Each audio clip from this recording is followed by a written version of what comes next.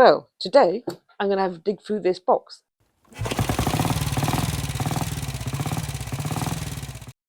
I bought a load of jumble stuff the other month, and this box was with it. And what we've got is, it looks like a collection of acetylene lamps, so we'll have a dig through.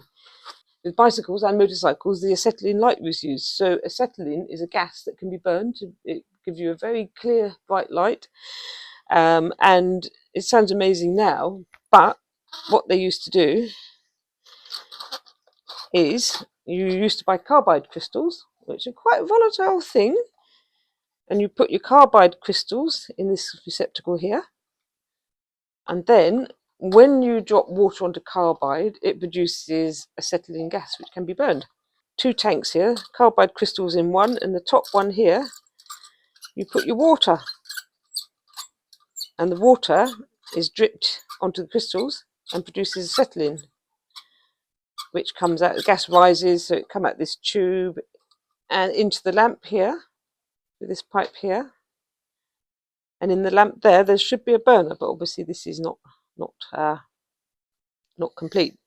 Kind of asking myself in my mind that it seems a bit anachronistic having this kind of gas-powered lighting, and I think they were still supplying these lighting sets until the 30s, but I think there's 2 things going on. I've noticed that quite often manufacturers were supplying old technology, whether that be hand-changed motorcycles or acetylene lamps, because it was cheaper, and also because people knew it. The buying public knew it, and they trusted it.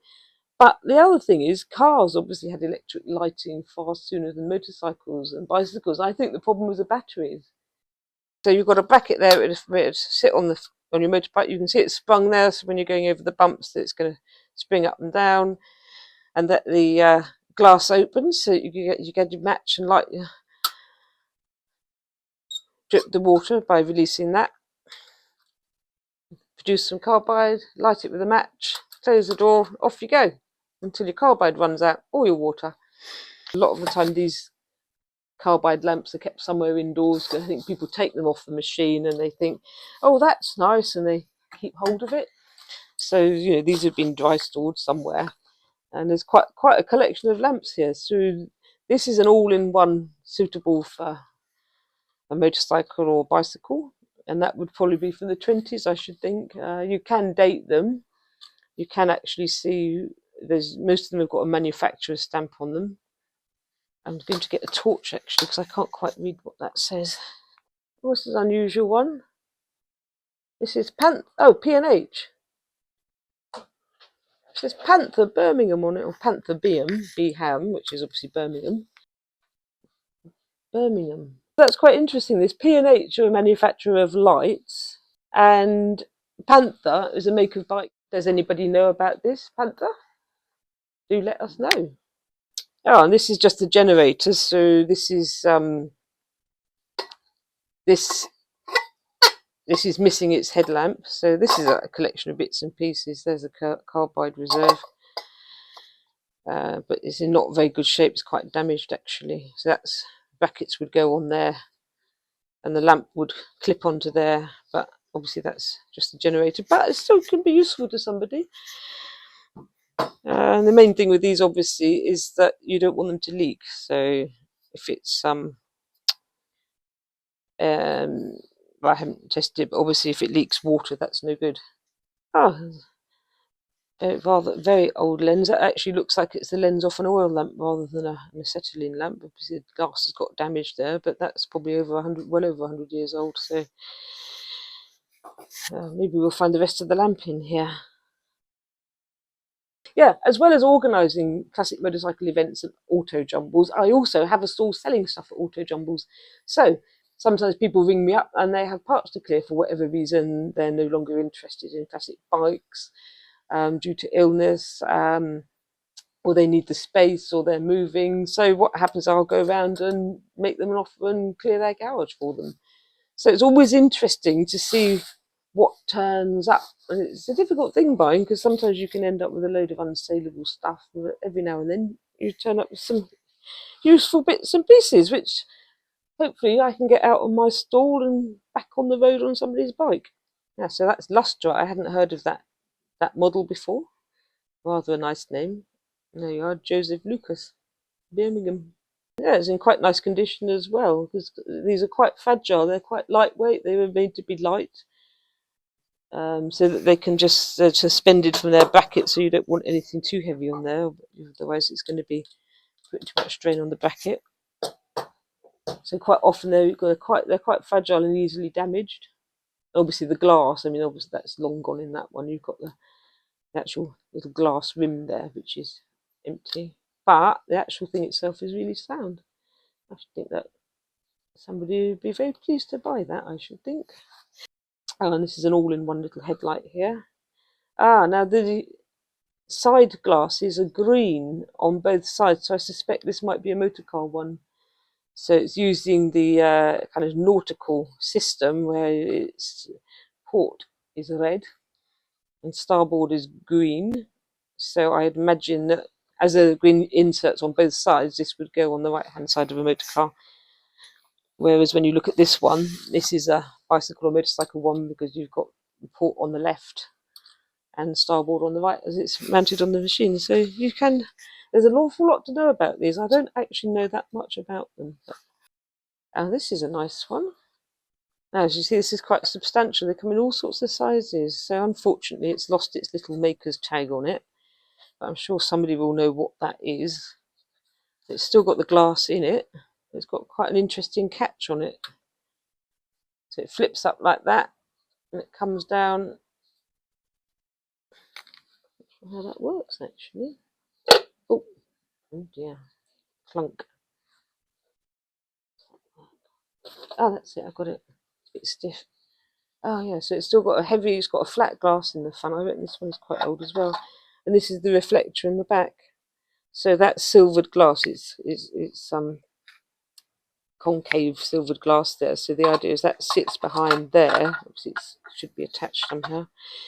And then you've got your burner there. So the acetylene gas comes through this burner. It's a bit like you get in an old gas fire or something like a ceramic burner. And obviously you've got the reflector in the back there to reflect the light out. That's an interesting one. And obviously you've got the vents there because it literally is a flame. So you've got your vents there so air can get in. And then you've got an exit vent at the top with a little chimney at the top there. There's two main types of acetylene lamp, Lucas and P&H. I think that's a Lucas again. I'm not sure. I'm sure some wise person will correct me if I'm wrong. But they've each got their own little logo, and they're kind of all really familiar. But you see them so often, I can't actually remember which one is which. So this has got. Oh yeah, this is Lucas with it's kind of got like a heraldic lion on it. Yeah, and that's Lucas as well. In fact, they look very similar, apart from this is a smaller diameter one. So this must be a bicycle one, I think. It's probably a budget one. Look, it hasn't got the nice little bits of glass either side. It's probably budget, cheap and cheerful. Everything for every pocket. From economy through to deluxe. Yeah, another generator on its own there is useful for spares. So what you see here, this serrated bit here, you'll have a clamp so that you can mount it. You might mount it to the frame of your forks of your motorbike or your bicycle or the handlebars, and there'll be a corresponding clamp there to go on this, so that can be adjusted because obviously you want to have the pipe outlet in line with your lamp. Oh, another reflector again bashed up. These have had a hard life, but it has got the clip to attach it to the back of the headlight. So that's quite nice. That's in quite good condition. That would be useful for somebody.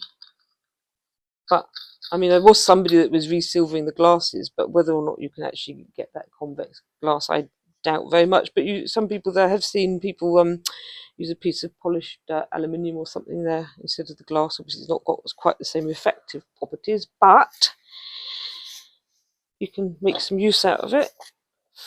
Let's see what we've got here. This looks like an old one. This is another Lucas. But looking at the badge on the front. Oh, and this is another car one, green again. Another right-hand car headlight. Maybe we should have a bit of organisation here and put the car headlights together. Two right-hand car headlights. Oh, Oh, these are the bits that go inside the carbide crystal tank, and I think that makes the water, see, perforated so that the water can drip through.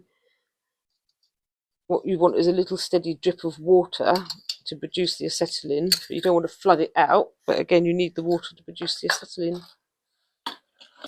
Wow, let's have a look at this. What have we got here? Oh, it's a mirror from 1985. There we go. Oh, and they still had Rudy ladies. Oh, this is nice. Look at that. That's a good sized one, isn't it? Look at that. You could have that on your nice AJSV twin in 1924 and be very pleased with that.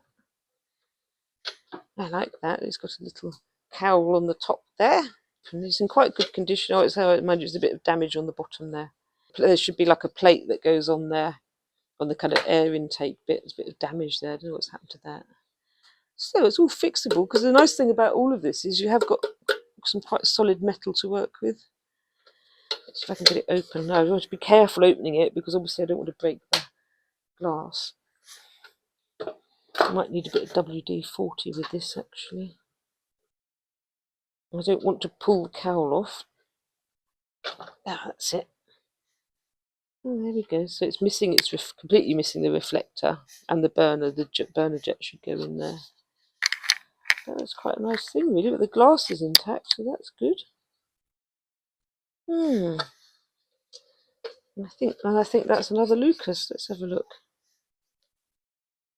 Yeah, another Lucas headlight shell.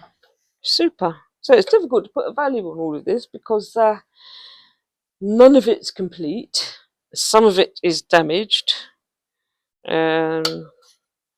Difficult to put a value, really. It's more a case of what somebody will offer on the stall, really. Right. So that's the end of that box. What's next?